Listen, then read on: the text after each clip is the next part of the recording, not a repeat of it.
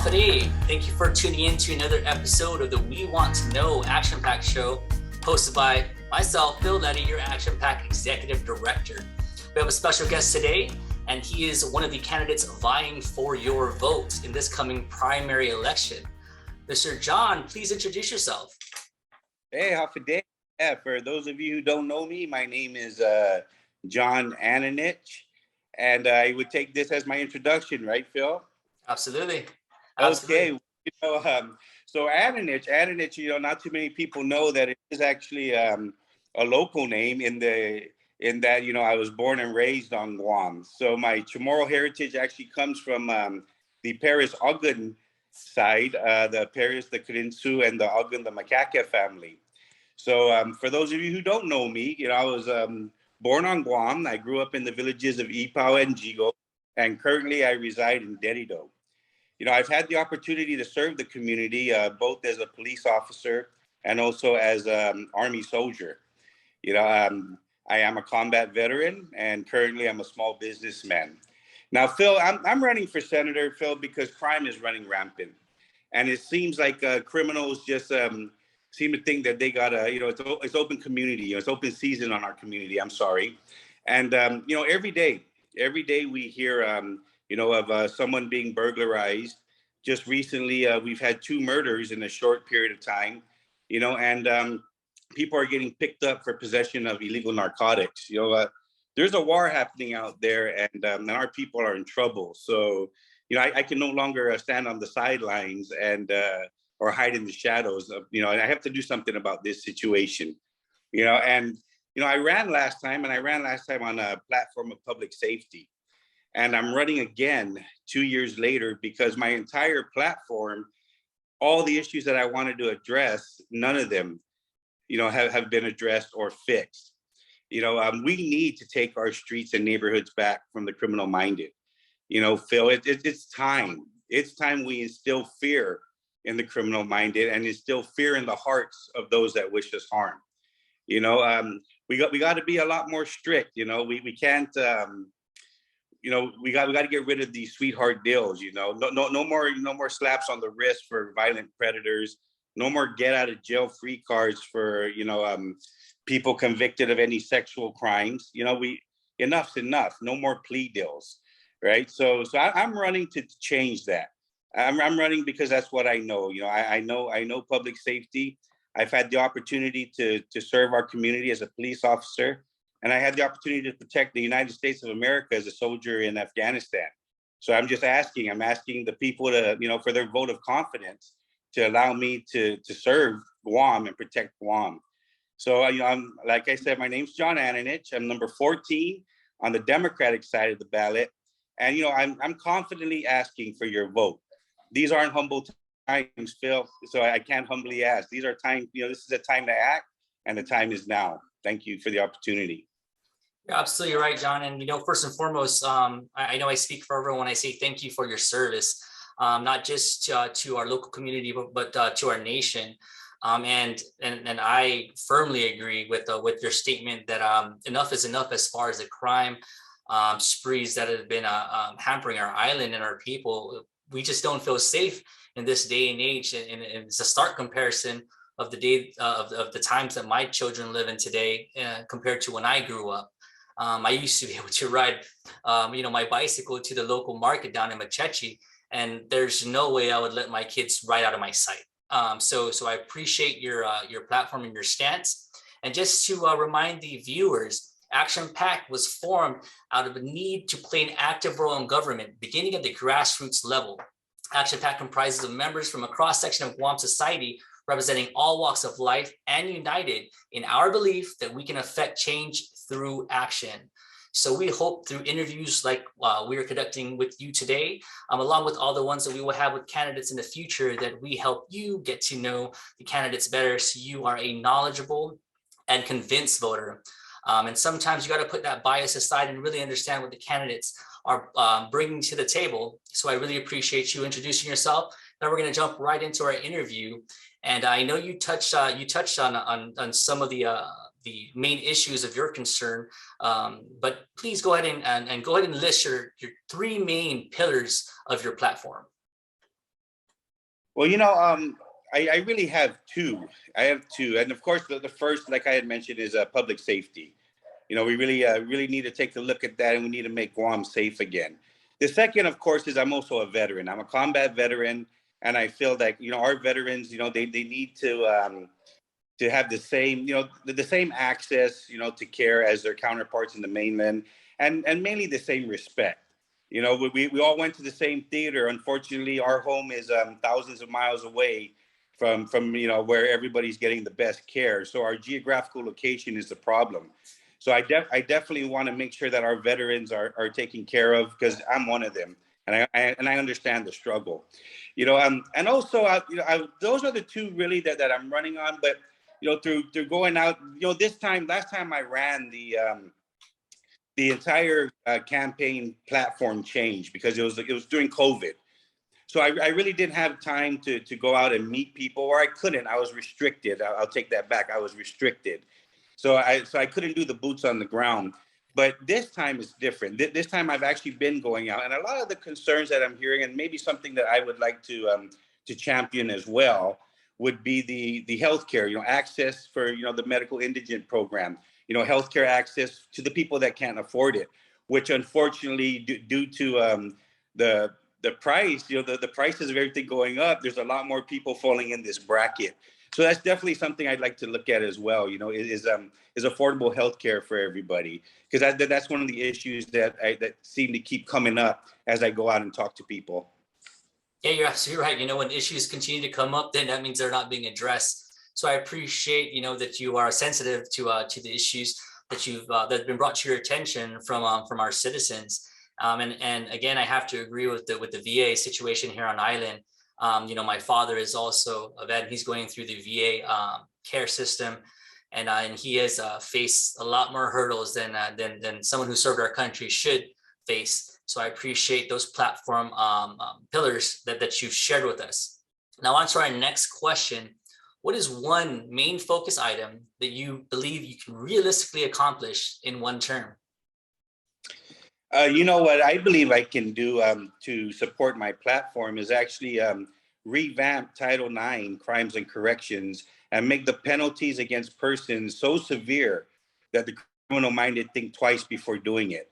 I think we need to, as a body, if given the opportunity to serve the people, God willing, and I get the vote to do it, I believe that's something I can do, is instill fear in the hearts of those that wish us harm. And when I say that by taking a look at Title IX, crimes and corrections, and making the crimes against persons so severe, Phil, that criminals will think twice, and also to hold the judicial side accountable.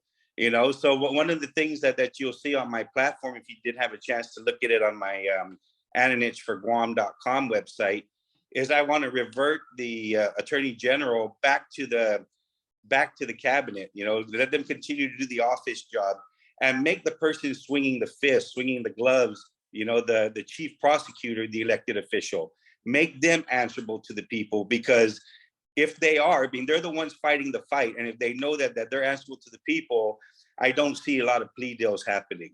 So that's one of the things I think I can accomplish, in my first term. And I don't plan on being a politician for long. As a matter of fact, most people that know me know that I'm not a politician. Mm-hmm. So I think if I can at least steer Guam in the right direction, and make Guam a safer community, because everything's related.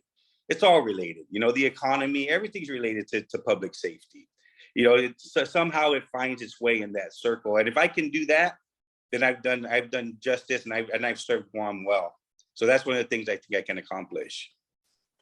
Again, I appreciate that, especially with the hyper focus on our crime rate, as we discussed earlier in this interview. It's something that really needs to be looked at and addressed. And I do like your reasoning as far as the legislature working in tandem with the judiciary as a department here on island, because there does have to be that dialogue, but the laws must be in place, and the criminals must follow them. And if not, as you mentioned, there has to be an effect to knock off any future actions by anyone watching, because if we continue to see people let off with the sweetheart deals, then there really isn't a fear factor to cause harm to the community, whether it be through the burglary of homes and businesses, or even worse, because we have been seeing a lot of worse in today.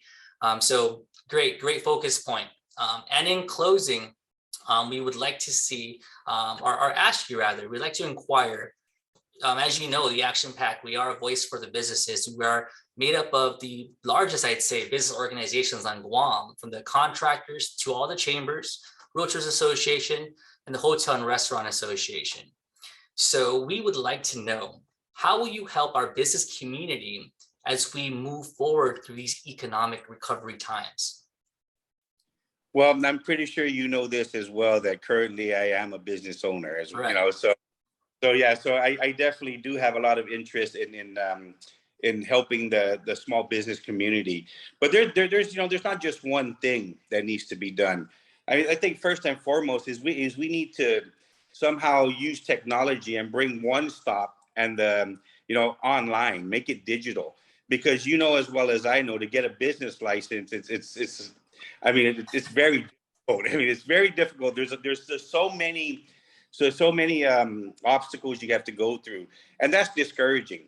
So what I think we would need to do is just make it easier for people who want to open a business and take that risk, and make it easier for them to get started, because the startup process is so hard. On the other token too is everybody has always talked about sustainability on Guam.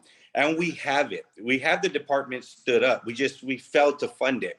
And I'm talking about the agriculture and the aquaculture. If we fund these and we sustain ourselves locally, that is a lot of money saved here that our people can actually take in turn and go and support other local businesses with that extra money that we're wasting because we're importing all our goods.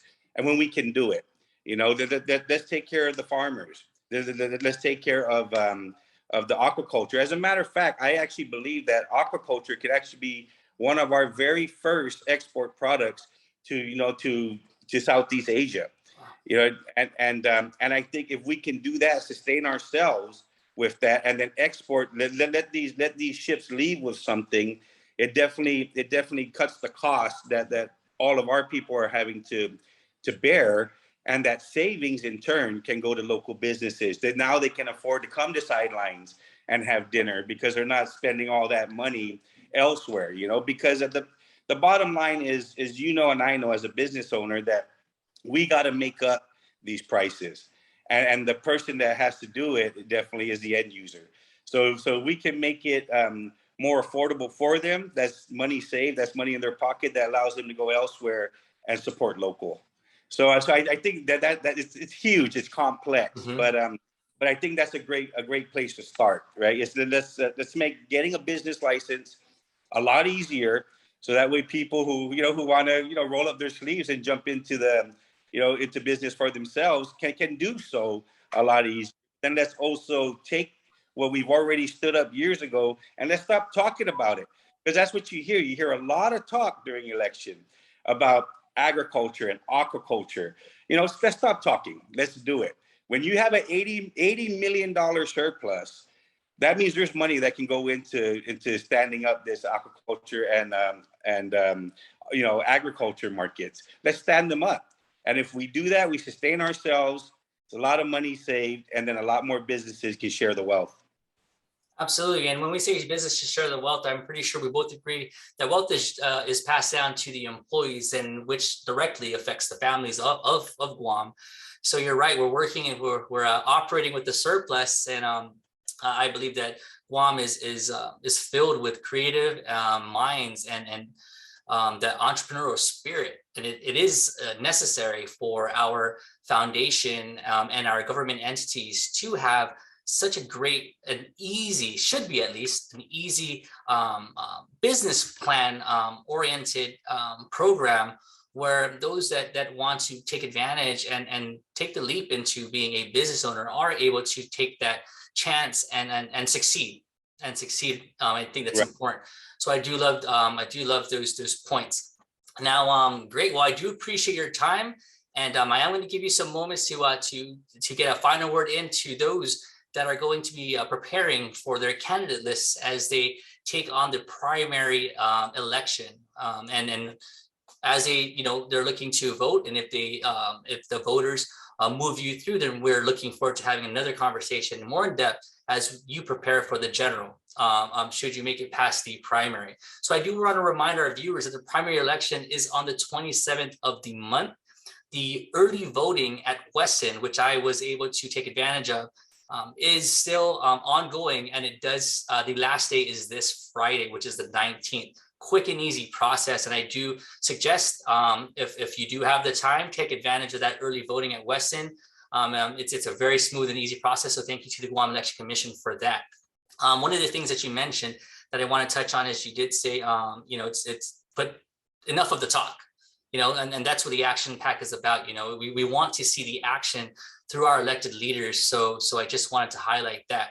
And finally, I want everyone to hear your, to rewatch if need be, and hear your concerns, your platform, and your passion for serving the island, so they can come to a great decision if they're going to be voting for you.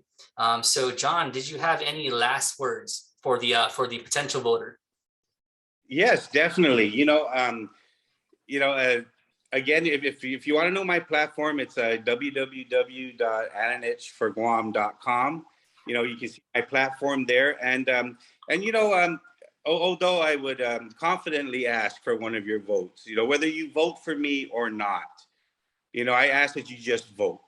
You need to vote. People need to get out there and vote for who you believe, is going to, vote for who you believe is going to, effectuate change.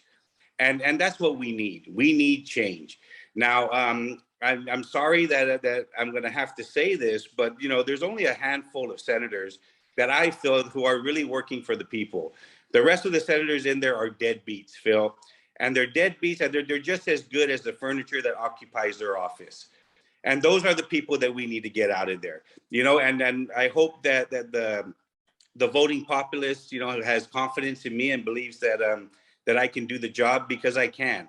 And I will work hard. And it's only for 2 years, so I would work. As a matter of fact, once the election ends, that I happen to be one of them. God willing, if I am, we start working then.